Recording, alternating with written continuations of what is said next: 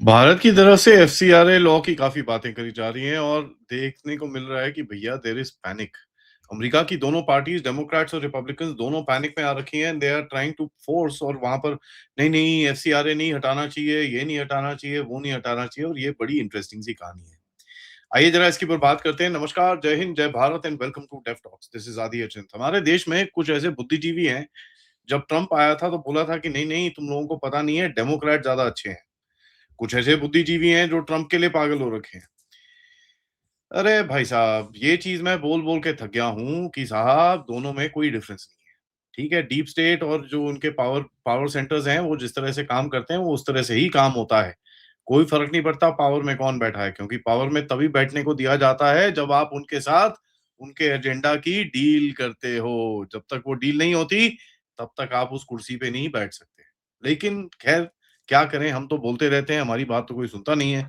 अब ये चीज़ में बड़ा क्लियरली प्रूव हो गया है, रिपब्लिकन्स एंड डेमोक्रेट्स दोनों अमेरिका के अंदर बोल रहे हैं कि भाई भारत का जो एफसीआरए एग्रीमेंट, ये जो अमेंडमेंट करने जा रहे हैं, इसमें बहुत प्रॉब्लम है।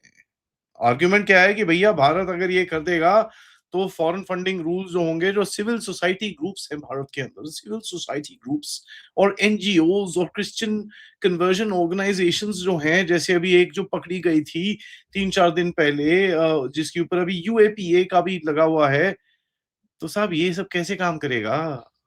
कैसे काम करेगा ये सब? और जो अभी ऑर्गेनाइजेशन पकड़ी गई है, वो तो आप सुनिए ज़रा इसके इसके इसके बारे में, आपको सुन के ही हैरानी हो जाएगी कि मालिक पहले तो इल्लीगल काम कर रहे हैं, लेफ्ट विंग एक्सट्रीमिज़्म की तरफ काम करते हैं। दूसरी तरफ फॉरेन डेबिट कार्ड्स और ये सब चीज़ें ला के 92 करोड़ रुपए इन्होंने भारत में भेजे हैं। 92 करोड़, 92 करोर्स। ठीक है जी? 92 करोड़ ये लोग लेके आए हैं भारत के अंदर। कैसे? Foreign debit cards, foreign credit cards, इधर पे इतने पैसे डाल दिए, उधर पे इतने पैसे डाल दिए, ये सब कर लिया तो बस फिर ठीक है जी। तो आप देखिए, ये सालों-साल तक, डेकेड्स तक फॉरेन एनजीओज़ भारत में उल्टे काम करते थे, रिलिजियस ऑर्गनाइजेशंस उल्टे काम करती थी, एक्टिविस्ट नेटवर्क्स थे, लीगल ग्रुप्स थे। अभी ये जो कॉकरोच जो कूद रहे हैं इधर से उधर, इनके पास पैसे कहाँ से आए हैं? सोच लीजिए आप अपने पास, भैया आप फ्लाइट से इधर-उधर भाग रहे हो, इधर पे स्पीकर, उधर पे मोबाइल, गाड़ी चाहिए, इधर पे स्पीकर चाहिए, इधर पे साउंड सिस्टम चाहिए, इधर पे पोस्टर चाहिए, उधर पे बैनर चाहिए। कहाँ से आ रहे हैं ये पैसे? कहाँ से आ रहे हैं ये पैसे? ये पूछना चाहिए हमको। बट द चक्कर ये है कि हमको सबको पता है कि नैरेटिव बिल्डिंग इंस्टीट्यूशन से लेकर ये सब कुछ फॉरेन मनी से भारत के अंदर चलता है, और भारत में ही नहीं क्या, हर जगह चलता है, ये उल्टे काम तो करते ही हैं। एंड कहीं न कहीं कुछ लोग हैं, यहाँ पर मैं कैveat बड़ा क्लियरली डालना चाहता हूँ, कुछ लोग हैं जो अच्छा काम भी करते हैं, ऐसी बात नहीं है। ठीक है जी? कुछ लोग हैं जो अच्छा काम भी करते हैं, लेकिन प्रॉब्लम ये है कि वो अच्छा काम की आड़ के अंदर बहुत सारे टेढ़े-मेढ़े काम भी हो जाते हैं। यहीं पर ही एफसीआरए का गेम शुरू होता है। फॉरेन कंट्रीब्यूशन रेगुलेशन एक्ट, जिसमें अभी बीजेपी की गवर्नमेंट, मोदी साहब की गवर्नमेंट बोलती है हम इसको चेंज करेंगे और कहीं न कहीं इसको थोड़ा-सा हम सीधा करेंगे। क्योंकि कहीं न कहीं फॉरेन फंडेड ऑर्गनाइजेशंस जो हैं, जो जैसे स्कूल बनाते हैं, हॉस्पिटल बनाते हैं, ऑफिस बनाते हैं, होल्डिंग इंस्टीट्यूशन बनाते हैं और जो भी एसेट्स हो ये सब चीज़ें रखते हैं, उनको भैया पहले तो अगर कुछ गड़बड़ हो तो उसके अंदर फिर गवर्नमेंट नोटिफाइड डेज़िग्नेटेड अथॉरिटी के अंडर पे वो सारे एसेट्स ले जाएँगे। ठीक है? तो भैया जितना आपने बनाया, वो सारा पूरा गवर्नमेंट उठा के ले जाएगी। ये चीज़ तो बड़ा क्लियरली जस्टिफाई करा गया है कि आप अगर बोल रहे हो कि साहब हम सिर्फ मेडिकल हेल्थ के लिए आए हैं, तो आप हॉस्पिटल चलाइए। अगर आपने हॉस्पिटल से 5 डिग्री भी इधर करा, तो आपका हॉस्पिटल हमारे पास आ जाएगा। बॉटम लाइन ये है। और इसके अंदर कहर मचा हुआ है, क्योंकि इनको सबको पता है साला आधी इनकी एनजीओज़ गवर्नमेंट उठा के ले जाएगी। India is very clearly saying कि देखिए साहब, इन्फ्लुएंस इंफ्रास्ट्रक्चर बनाओगे अगर फॉरेन मनी के लिए, आपका लाइसेंस हम ले लेंगे। ठीक है जी? और जो एसेट्स आपके पास हैं, हम वो भी ले लेंगे। शॉक के ऊपर शॉक के ऊपर शॉक के ऊपर शॉक। और अमेरिका में लॉ मेकर्स को पता है कि भैया अगर सिविल सोसाइटी और रिलीजियस फ्रीडम और ये सब चीज़ हम भारत में ना कर पाएँ, तो हमारे पास तो कुछ इन्फ्लुएंस ही नहीं है। हम सिर्फ़ वो एक फेक रिपोर्ट निकालेंगे, इंडिया हैप्पीनेस इंडेक्स, जो जेफरी सैक्स जैसे गधे लोग वहाँ पर लिखते हैं, जिनको भारत में जिनके ऊपर आरतियाँ उतारी जाती हैं हमारी मीडिया के चक्कर में। ठीक है जी? अब हमने आवाज़ें उठाई हैं उसके ऊपर, तो जेफरी सैक्स का थोड़ा नाम अभी कम हो रखा है, बट उसकी तो आरतियाँ उतारते थे हमारे मीडिया वाले यहाँ पर। अरे नहीं सर, जेफरी सैक्स तो एकदम बहुत बड़ा आदमी है, बहुत बहुत बढ़िया आदमी है और जितनी बारी मैंने बोला मुझे भी गाली पड़ी कि तुम जानते नहीं हो। भाई साहब प्लीज गूगल करके देख लीजिए जेफरी सैक्स जैसे लोग क्या करते हैं, हैप्पीनेस इंडेक्स बनाते हैं, he is the coauthor of that. तो यही बचेगा इनके पास, अभी तो अंदर तो कोई चीज़ होगी नहीं, क्योंकि यहाँ पर अगर अंदर कुछ भी करने की कोशिश करेंगे, तो गवर्नमेंट इनकी चीज़ें ले लेंगी। पहले क्या होता था कि देखिए साहब जब भी लाइसेंस लॉस होता था, ये सीधा कोर्ट में पहुँच जाते थे, रीब्रांड कर लेते थे, एसेट शिफ्ट कर लेते थे, सिस्टर ऑर्गेनाइजेशन बना लेते थे।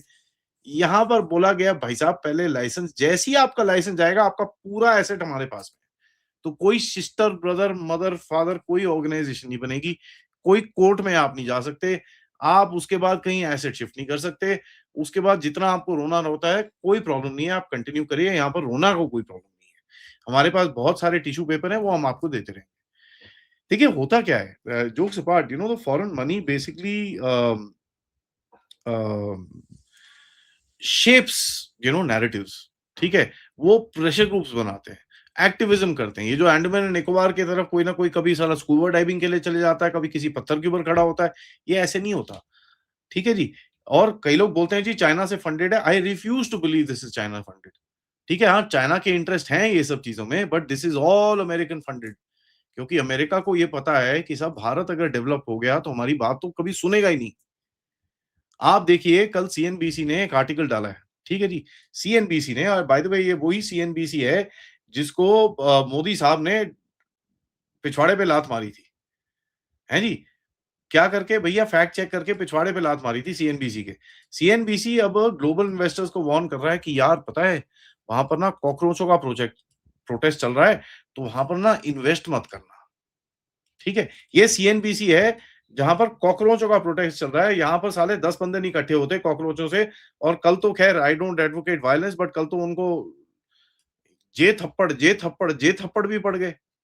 ठीक है? I don't advocate violence, but you know what, अगर आप लोगों को बोलते हो if they are angry, well they are angry at you also. ये भी तो आप मान लीजिए। But the main point is ये जो इन्फ्लुएंस ग्रुप्स ये लोग बनाते हैं, यही तो है।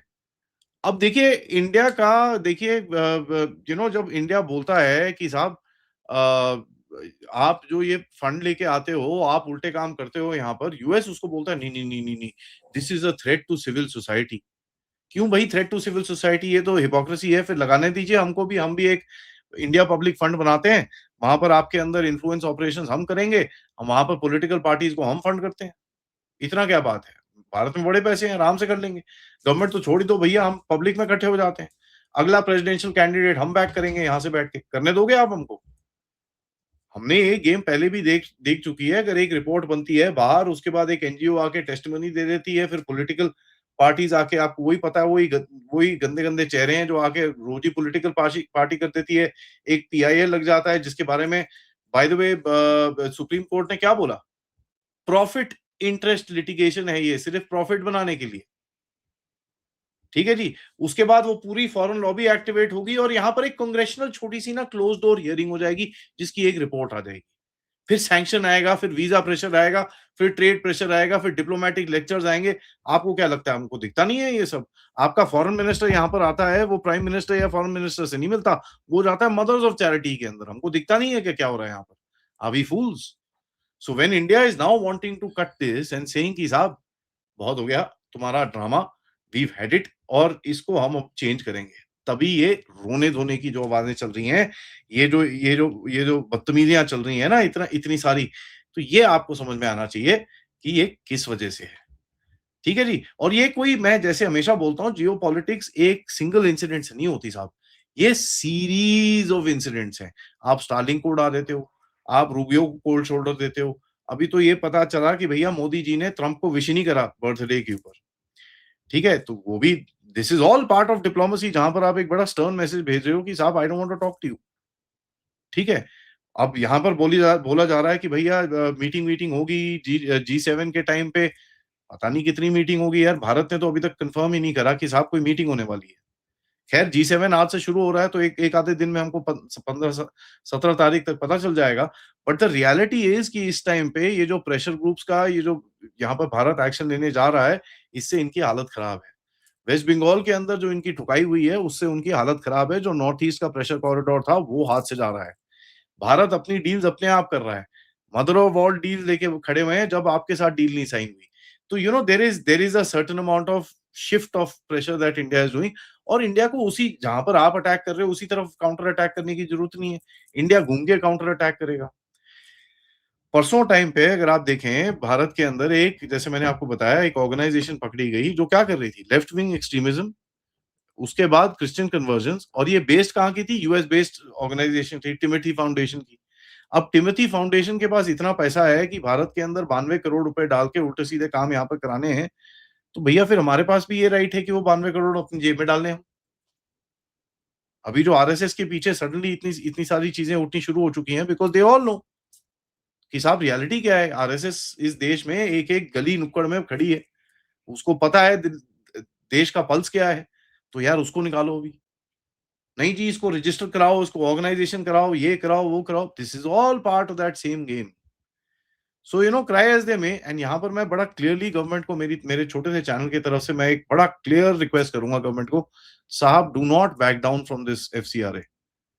एफसीआरए से पूरे इकोसिस्टम पे जो मार लगेगी ना एक झटके में, we are all here waiting for that thing to happen. बिल्कुल भी कोई प्रोटेस्ट हो, जो मर्जी हो, उसके बाद इट डज़न्ट रियली मैटर। वैसे भी इस देश के अंदर प्रोटेस्ट की कोई वैल्यू नहीं है। So that's all I wanted to say. Thank you so much for watching. Video को लाइक करिए, सब्सक्राइब करिए and share this with your friends and families. And of course अगर आप इस चैनल की तरफ सपोर्ट या कंट्रीब्यूट करना चाहें, please use the QR code या फिर पेपैल या फिर सुपर स्टिकर, सुपर चैट्स। मिलते हैं थोड़ी देर में अनुपम मिश्रा जी से। तब तक नमस्कार, जय हिंद, जय भारत।